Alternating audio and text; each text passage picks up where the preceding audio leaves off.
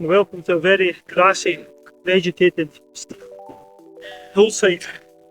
I'm going for a camp on top of a mountain, a hill maybe tonight, and I've sacrificed an evening in the garden. A rare sunny summer-like evening. So that's kind of got me thinking. I think I'm going to talk about, as outdoor people, things that we sacrifice for what I suppose is, for some of us, an addiction. So let's talk a bit about this in that video. But for now, let's get up a bit higher.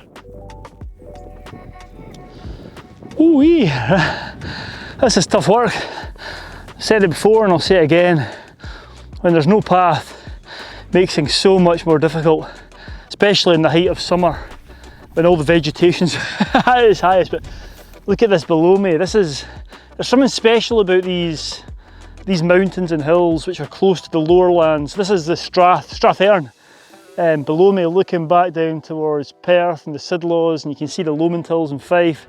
I just love this. It's not quite the same as those Inselbergs in the Northwest Highlands, which have the same effect. You're up high and just have all that ground before you. But this has its own beauty. I think it's magnificent, but, especially in the morning at sunrise, but we'll come on to that.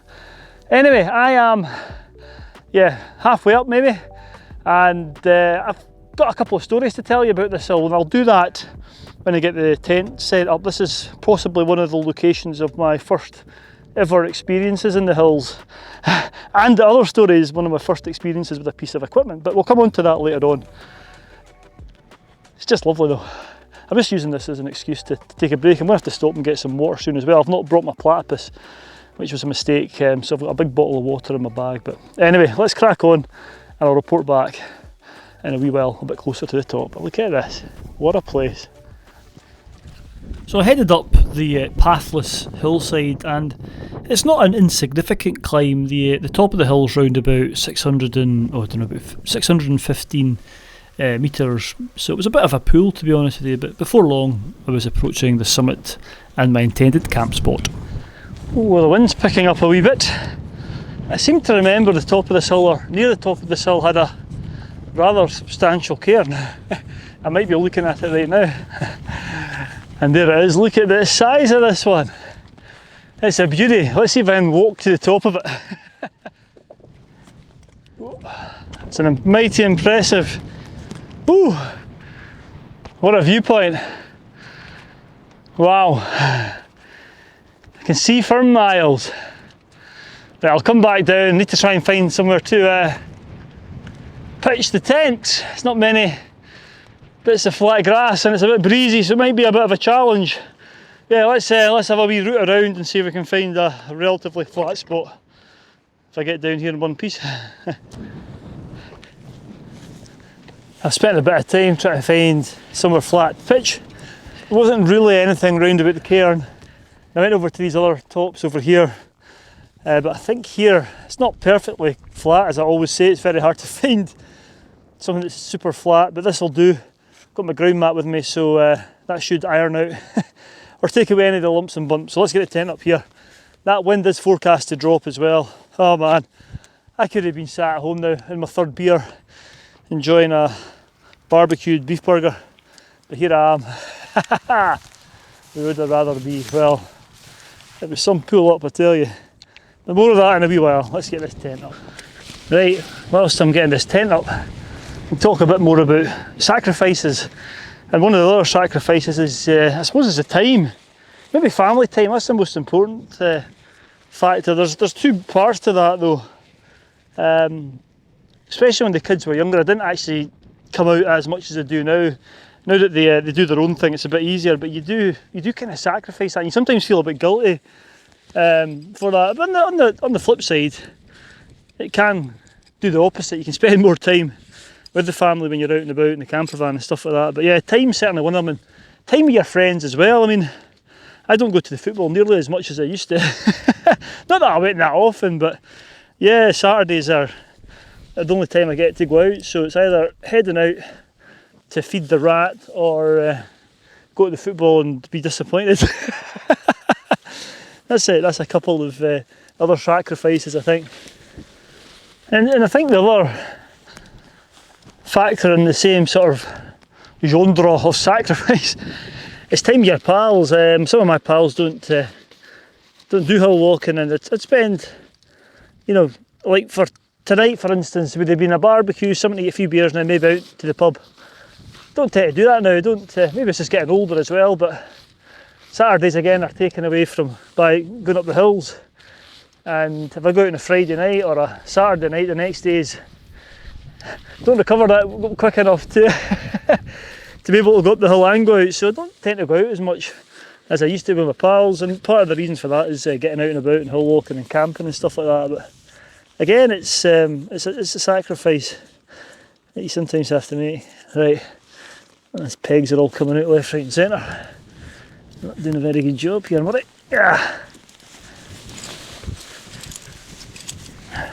Of course, that's only the case if all your pals don't like the same stuff you do. Of course, got other friends who get out and about, and that's the flip side of it as well. So it's a sacrifice as well. There's plenty more which I'll come on to, but let me just get this tent up. I need to concentrate. I'm a man, I can't multitask. Let me get this up and I'll come back to you and talk a wee bit more about some of those other things, including the story about my early experiences in this hill. Right, just about done. Got my mat inflated, and I had an issue with the mat actually. It's a sea to summit one and it was leaking. And I submerged it in the bath and found some of the leaks, and I've tried to put silicone on it, but the last time it was still slightly leaking. So let me know if you've had issues with sea to summit mats doing that, because it's only a few years old, 2 or 3 years old, and I don't think for the money you pay for these things they should last a bit longer, and there was loads of leaks. It's all from the wee dimples. I must have counted 7 or 8 of them, so yeah, I don't know if I've scraped it, but I don't think I have, not from where they were. But anyway, yeah, what a lovely spot. That was quite tough coming up that way. There are a number of ways up this hill which I'll come on to when I talk about my previous experiences. But yeah, I think I'll maybe talk one more sacrifice. I think that's fashion. I'm not scraping the bottom of the barrel here, but I don't buy any clothes unless it's hill walking clothes. I might buy some work stuff, but that's pretty rare as well. I wear my walking gear to the supermarket. I wear it when I'm out with the dogs. That's about it really. That's all I do. I don't even go to the pub. But if I go to the pub, I probably wear my walking gear. I've got one pair of jeans which I must have bought about 20 years ago. They're kind of baggy, flared, completely uncool. Although saying that, seeing as they're 20 years old, it'll only be a few more years before they come into fashion again. So I think fashion is my fashion progress has been has been curtailed.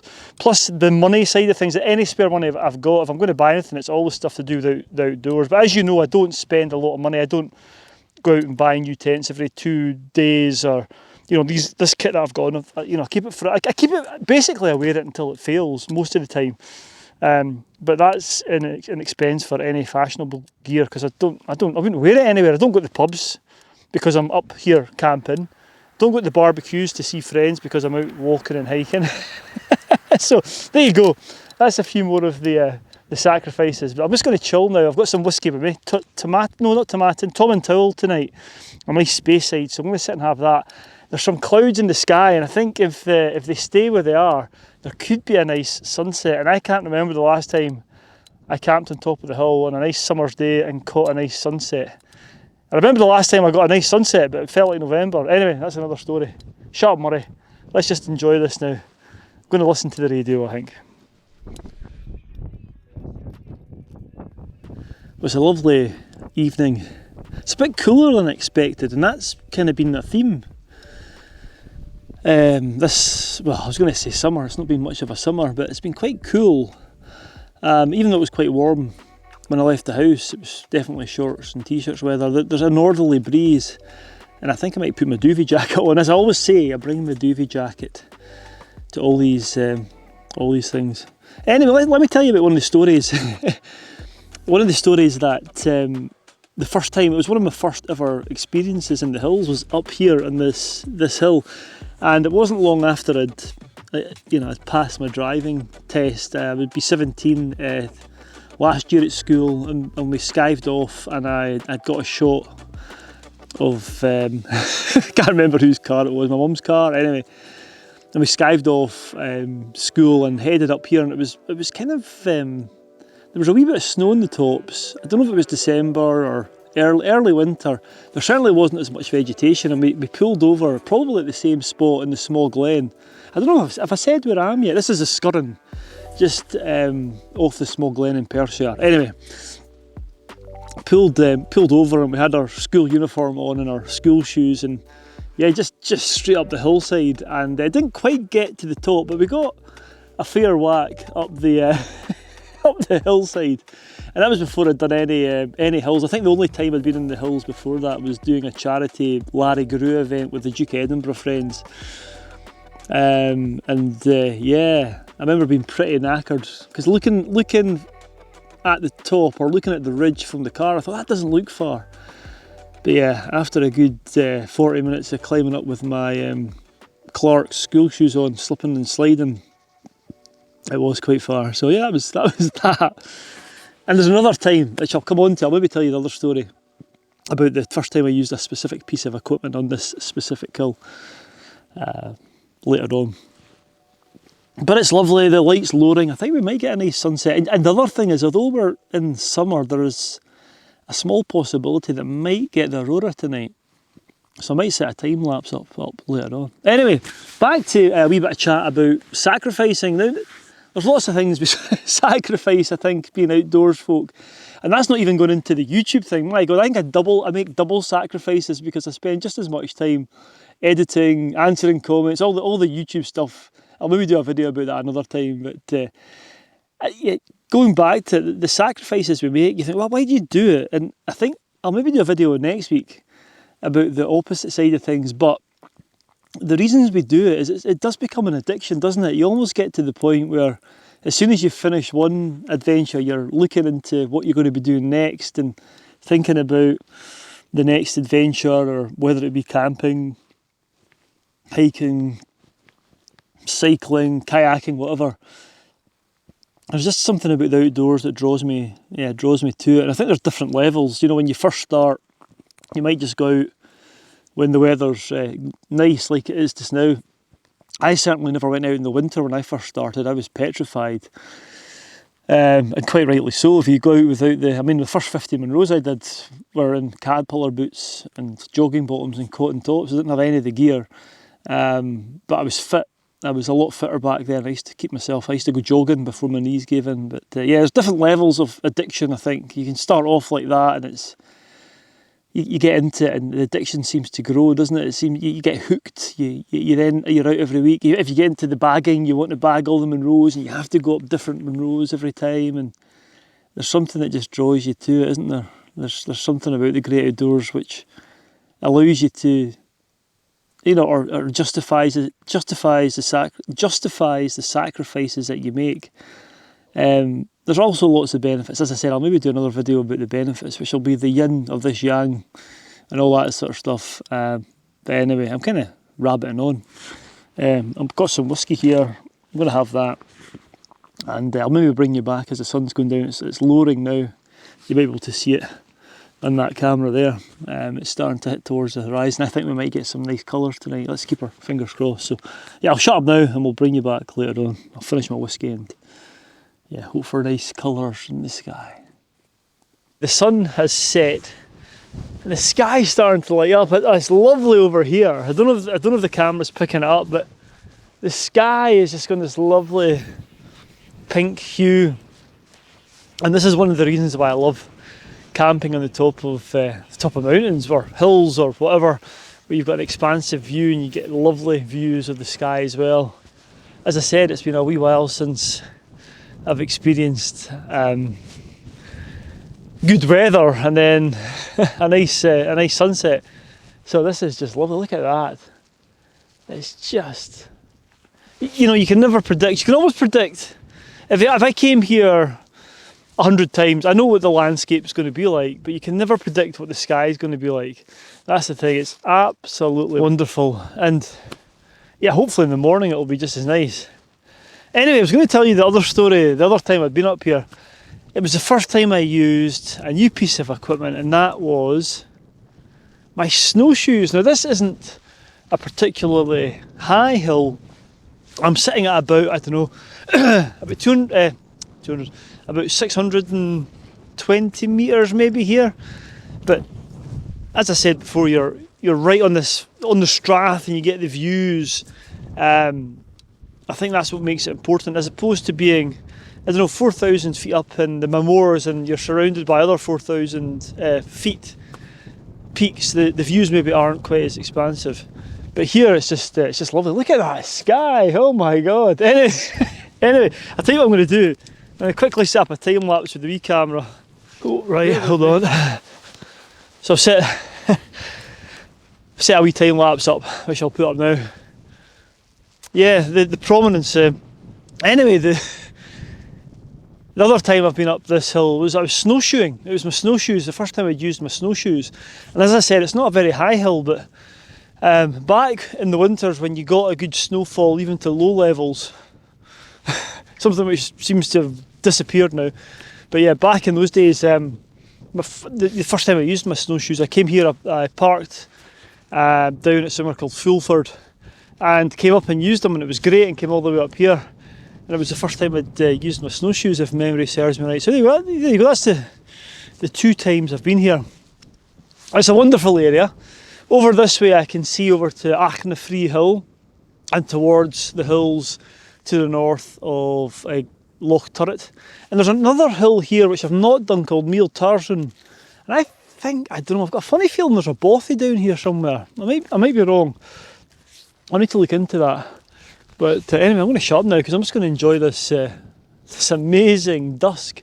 The skies are spectacular. Wow. I really hope the camera's picking this up. That is amazing. Right, I'll maybe do another piece to camera. Do I wish I was here, or do I wish I was probably back inside after having a few beers? I'm probably regretting it. I don't know. What do you think? Anyway.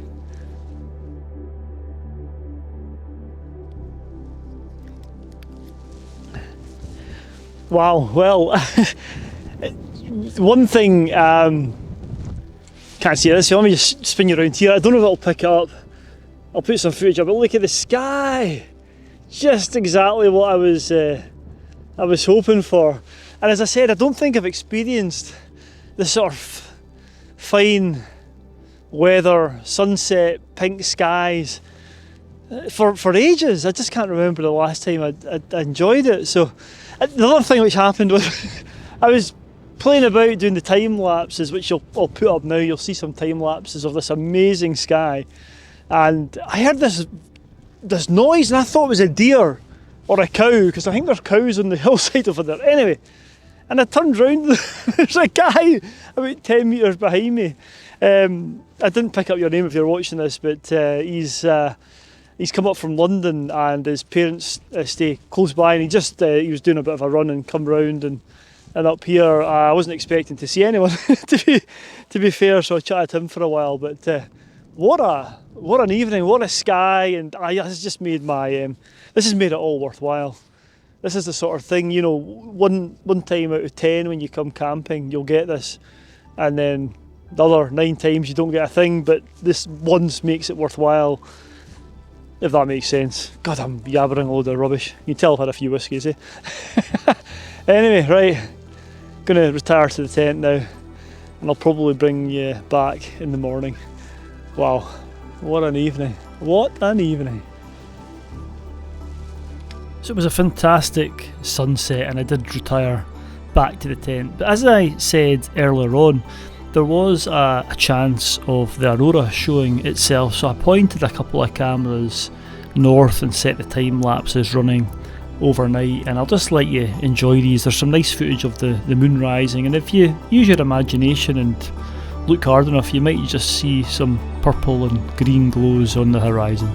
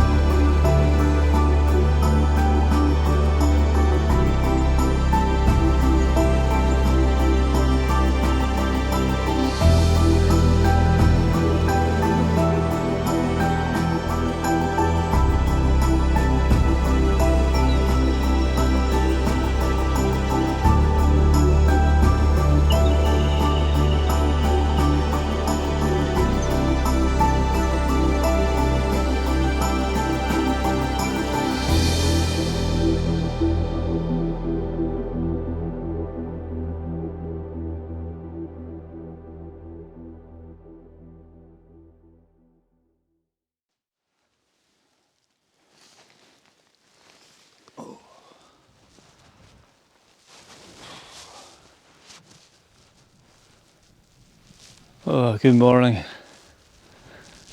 It's 5 a.m. and it's quite pleasant. It's still quite cold.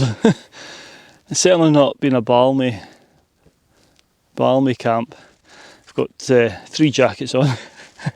Slept well though. It was a wee bit cold actually. I could have done with a silk liner in my summer sleeping bag, but anyway, let's get some coffee on. I'll probably not hang around too long, but yeah, let's get some coffee on and yeah, see if we can watch the sunrise with a bit of caffeine inside. So let's do that.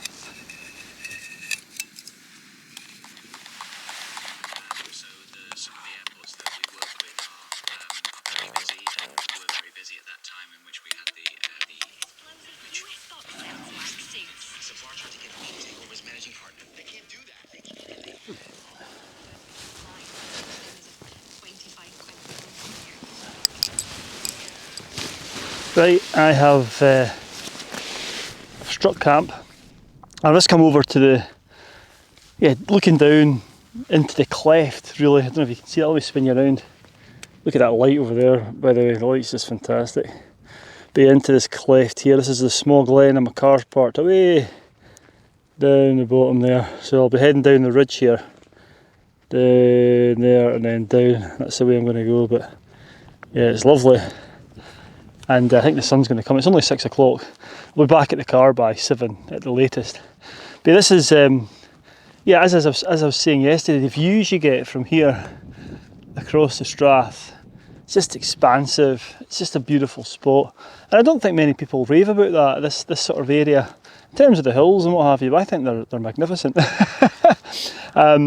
And I think this, I might be wrong because I'm no history buff, but I'm pretty sure there's a lot of the tops, a lot of these hills over here have got Pictish forts on them because they were great lookouts. I know round about Perth, like places like Moncrief Hill, there's big old or evidence that the Picts had forts on top of them, and further down, it literally just in the Strath, on the valley floor, the glen floor, there was Roman forts as well, so the Romans didn't get much further than the Highland boundary fault, I think. I don't know if the Pictish forts and the Roman forts were at the same time, possibly. They'd be pretty close to each other. So anyway, let's make my way down. The sun's coming, you can see the rays, the crow's feet sticking through the clouds there, so let's get down. I'll report back in a wee while. Right, let's go. Well, I'm not far from the car. Don't know if you can see the road down there and the wee white speck, but this is tough going. The vegetation's been getting thicker and thicker the lower down I've got, and there's some big holes which you can't see, so I wouldn't have been able to make the poles. Another advantage of bringing poles, so a few times I've nearly fallen down a big hole, but the pole has saved me. So yeah, it's going to be a beautiful day. It's now 7:15, so I'll be down at the car in 15 minutes. So I'm going to end the video here. Another sacrifice you make for sure is sleep, or lack of sleep. I'd still be in my bed for an hour or two, I think, had I not been camping. So that's another sacrifice that I never talked about. Anyway, going to end the video here. Thank you so much for watching. Stay safe out there. I'll see you next week for another adventure. Right, another 15 minutes of bushwhacking and I should be back at the car. Thank